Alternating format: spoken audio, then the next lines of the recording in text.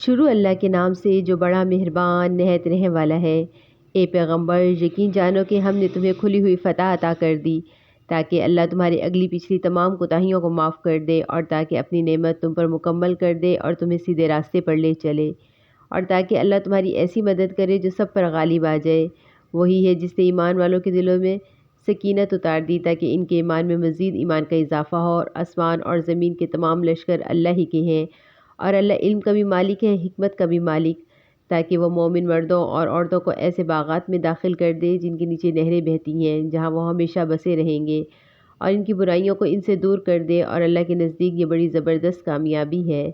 اور تاکہ ان منافق مردوں اور منافق عورتوں اور مشرک مردوں اور مشرک عورتوں کو عذاب دے، اللہ کے ساتھ بدگمانیاں رکھتے ہیں۔ برائی کا بھیر انہی پر پڑا ہوا ہے، اور اللہ ان سے ناراض ہے، اس نے ان کو اپنی رحمت سے دور کر دیا ہے، اور ان کے لیے جہنم تیار کر رکھی ہے، اور وہ بہت ہی برا ٹھکانہ ہے۔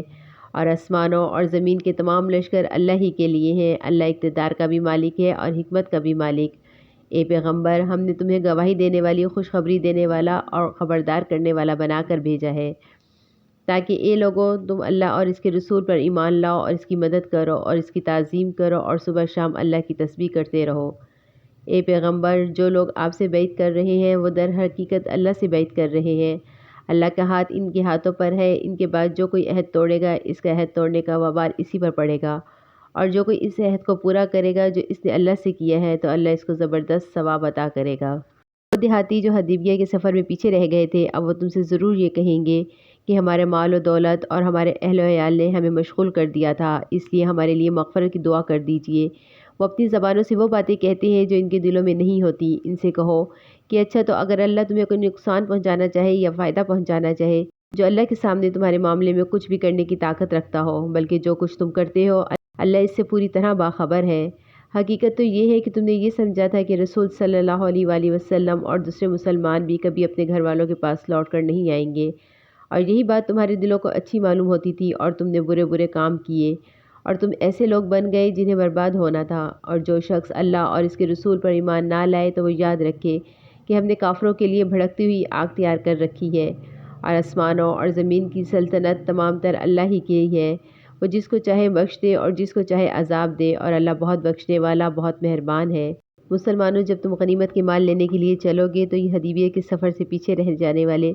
تم سے کہیں گے کہ ہمیں بھی ساتھ چلنے دو۔ وہ چاہیں گے کہ اللہ کی بات کو بدل دیں، تم کہہ دینا کہ تم ہرگز ہمارے ساتھ نہیں چلو گے، اللہ نے پہلے سے یوں فرما رکھا ہے۔ اس پر وہ کہیں گے دراصل آپ ہم لوگوں سے حسد رکھتے ہیں، بلکہ حقیقت یہ ہے یہ لوگ خود ہی ایسے ہیں کہ بہت کم بات سمجھتے ہیں۔ ان پیچھے رہنے والے دیہاتیوں سے کہہ دینا کہ عن قریب تمہیں ایسے لوگوں کے پاس لڑنے کے لیے بلایا جائے گا جو بڑے سخت جنگجو ہوں گے،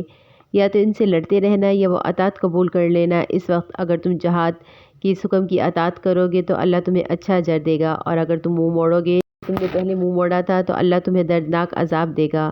اندھے آدمی پر جہاد نہ کرنے کا کوئی گناہ نہیں، نہ لنگڑے آدمی پر کوئی گناہ ہے، اور نہ بیمار آدمی پر کوئی گناہ۔ اور جو شخص بھی اللہ اور اس کے رسول کا کہنا مانے، اللہ اس کو ایسی جنتوں میں داخل کرے گا جن کے نیچے نہریں بہتی ہوں گی، اور جو کوئی منہ موڑے گا اسے دردناک عذاب دے گا۔ یقیناً اللہ ان مومنوں سے بڑا خوش ہے جو وہ درخت کے نیچے تم سے بیعت کر رہے تھے، اور ان کے دلوں میں جو کچھ تھا وہ بھی اللہ کو معلوم تھا، اس لیے اس نے ان پر سکینت اتار دی اور ان کو انعام میں ایک قریبی فتح عطا کر دی،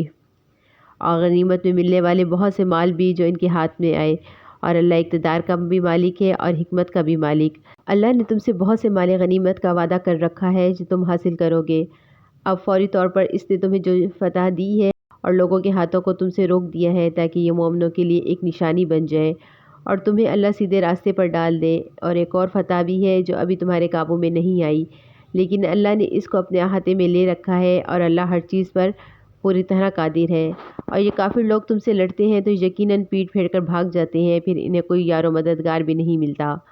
جیسے کہ اللہ کا یہی دستور ہے جو پہلے سے چلا آ رہا ہے، اور تم اللہ کے دستور میں ہرگز تبدیلی نہیں پاؤ گے۔ اور وہی اللہ ہے جس نے مکہ کی وادی میں ان کے ہاتھوں کو تم تک پہنچنے سے اور تمہارے ہاتھوں کو ان تک پہنچنے سے روک دیا،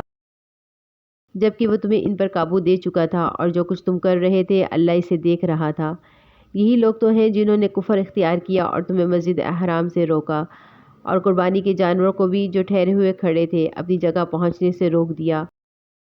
اور اگر کچھ مسلمان مرد اور مسلمان عورتیں مکہ میں داخل ہوتی جن کے بارے میں تمہیں خبر بھی نہ ہوتی کہ تم انہیں پیس ڈالو گے اور اس کی وجہ سے بے خبری میں تم کو نقصان پہنچ جاتا، تو ہم ان کافروں سے تمہیں صلح کے بجائے جنگ کروا دیتے، لیکن ہم نے جنگ کو اس لیے روکا تاکہ اللہ جس کو چاہے اپنی رحمت میں داخل کر دے۔ البتہ اگر وہ مسلمان وہاں سے ہٹ جاتے تو ہم ان اہل مکہ میں سے جو کافر تھے انہیں دردناک سزا دیتے۔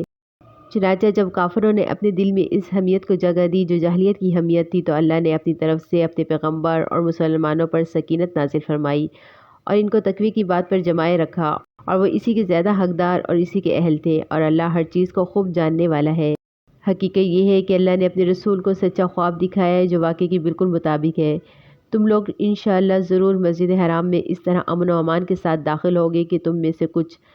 نے اپنے سروں کو بے خوف و خطر منڈوایا ہوگا اور کچھ نے بال تراشے ہوں گے۔ اللہ وہ باتیں جانتے ہیں جو تمہیں معلوم نہیں، چنانچہ اس نے وہ خواب پورا ہونے سے پہلے ایک قریبی فتح طے کر دی۔ وہی ہے جس نے اپنے رسول کو ہدایت اور سچا دین دے کر بھیجا تاکہ اسے ہر دوسرے دین پر غالب کر دے، اور اس کو گواہی دینے کے لیے اللہ کافی ہے۔ محمد صلی اللہ علیہ وآلہ وسلم اللہ کے رسول ہیں، اور جو لوگ ان کے ساتھ ہیں وہ کافروں کے مقابلے میں سخت ہیں اور آپس میں ایک دوسرے کے لیے رحم دل ہیں۔ تم انہیں دیکھو گے کہ کبھی رکوع میں ہیں کبھی سجدے میں، غرض اللہ کے فضل اور خوشنودی کی تلاش میں لگے ہوئے ہیں۔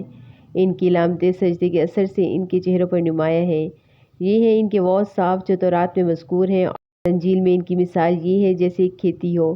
جس نے اپنی کومپل نکالی، پھر اس کو مضبوط کیا، پھر وہ موٹی ہو گئی،